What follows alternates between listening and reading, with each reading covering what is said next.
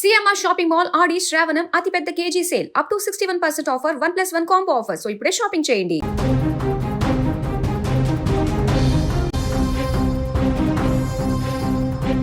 సమాజం ఎంత ఆధునికంగా మారుతున్నా కొన్ని చోట్ల ఇంకా ఆడపిల్ల పట్ల వివక్ష కొనసాగుతూనే ఉంది అనడానికి జనగామ జిల్లాలో వెలుగు చూసిన ఈ ఘటన నిదర్శనంగా నిలుస్తోంది.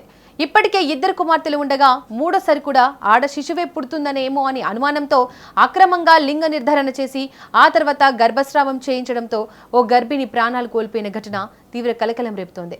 ఈ ఘటనలో ఏఎన్ఎం ఆర్ఎంపీ స్కానింగ్ సెంటర్ నిర్వాహకుడితో పాటు మరికొందరిపై పోలీసులు కేసు నమోదు చేసి దర్యాప్తు చేస్తున్నారు.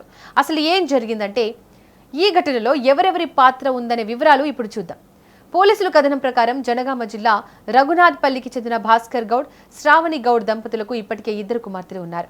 కొంతకాలం క్రితం శ్రావణి మరోసారి గర్భం దాల్చింది. ఆచారం ప్రకారం ఆమెను ప్రసవం కోసం పుట్టింటికి పంపించారు. అయితే కుటుంబ సభ్యులు గర్భంలో ఉన్న శిశువు లింగం తెలుసుకోవాలని ప్రయత్నించినట్టు ఆరోపణలు ఉన్నాయి. ఇందుకోసం ఓ ఆర్ఎంపీ డాక్టర్ సహాయంతో హనుమకొండలోని ఓ ప్రైవేట్ స్కానింగ్ సెంటర్కు వెళ్లినట్లు పోలీసులు గుర్తించారు. పోలీసుల ప్రాథమిక విచారణలో స్కానింగ్ సెంటర్లోని గర్భంలోని శిశువు ఆడపిల్లనని చెప్పినట్లు ఆరోపణలు ఉన్నాయి. భారతదేశంలో గర్భంలోని శిశువు లింగ నిర్ధారణ చేయడం చట్టవిరుద్ధం. అయినప్పటికీ నిబంధనలను ఉల్లంఘించి పరీక్ష నిర్వహించినట్లు ఆరోపణలు వినిపిస్తున్నాయి. ఆ తర్వాత ఆడపిల్ల పుడుతుందనే కారణంతో గర్భాన్ని తొలగించాలని నిర్ణయించుకున్నట్లు పోలీసులు అనుమానిస్తున్నారు. ఈ పరిణామం మొత్తం ఇప్పుడు దర్యాప్తులో కీలక అంశంగా మారింది. ఈ నెల 21వ తేదీన జనగామలోని సంజయ్ నగర్లో ఏఎన్ఎం అనసూయ తన ఇంట్లోనే గర్భస్రావం చేసినట్లు కేసులో పేర్కొన్నారు.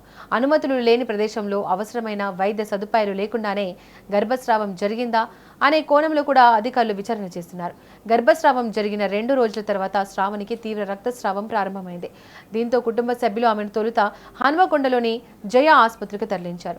అయితే శ్రావణి పరిస్థితి మరింత విషమించడంతో మెరుగైన వైద్యం కోసం హైదరాబాద్లోని గాంధీ ఆసుపత్రికి తరలించారు.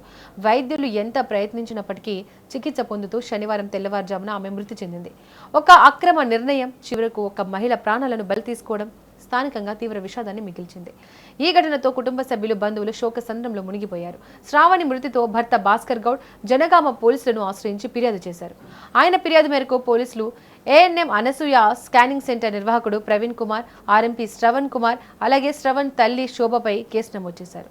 ఈ ఘటనలో లింగ నిర్ధారణ నిషేధ చట్టం ఉల్లంఘించబడిందా, అక్రమ గర్భస్రావం ఎలా జరిగింది, ఇందులో ఇంకెవరైనా ప్రమేయం ఉందా అనే కోణాల్లో పోలీసులు లోతుగా దర్యాప్తు చేస్తున్నారు. సంబంధిత వైద్య రికార్డులు, స్కానింగ్ వివరాలు, చికిత్స పత్రాలను కూడా స్వాధీనం చేసుకుంటున్నట్లు సమాచారం. ఈ ఘటన మరోసారి సమాజంలో ఆడపిల్లల పట్ల ఉన్న వివక్షను గుర్తు చేస్తోంది. ఇప్పటికే ప్రభుత్వం బేటీ బచావో బేటీ పడావో వంటి కార్యక్రమాలతో ఆడ శిశువును రక్షించాలని అవగాహన కల్పిస్తున్నా ఇంకా కొందరు చట్టాలను ఉల్లంఘిస్తూ ఇలాంటి చర్యలకు పాల్పడడం ఆందోళన కలిగిస్తోంది. లింగ నిర్ధారణ చేయడం, ఆ కారణంగా గర్భస్రావం చేయించడం 2 తీవ్రమైన నేరాలు. ఈ ఘటనలో పూర్తి వాస్తవాలు దర్యాప్తు తర్వాతే వెలుగులోకి రానున్నాయి. అయితే బాధ్యులపై కఠిన చర్యలు తీసుకోవాలని స్థానికులు డిమాండ్ చేస్తున్నారు.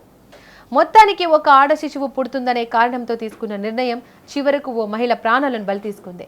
చట్టాలను ఉల్లంఘిస్తూ జరిగినట్లు ఆరోపణలు ఎదుర్కొంటున్న ఈ ఘటనపై పోలీసులు అన్ని కోణాల్లో దర్యాప్తు చేస్తున్నారు. నిజాలు బయటలోకి వచ్చిన తర్వాత బాధ్యులపై ఎలాంటి చర్యలు తీసుకుంటారన్నది ఇప్పుడు ఆసక్తికరంగా మారింది. ఆడపిల్లను భారంగా కాకుండా కుటుంబానికి, సమాజానికి వరంగా చూడాల్సిన అవసరాన్ని ఈ ఘటన మరోసారి గుర్తు చేస్తోంది.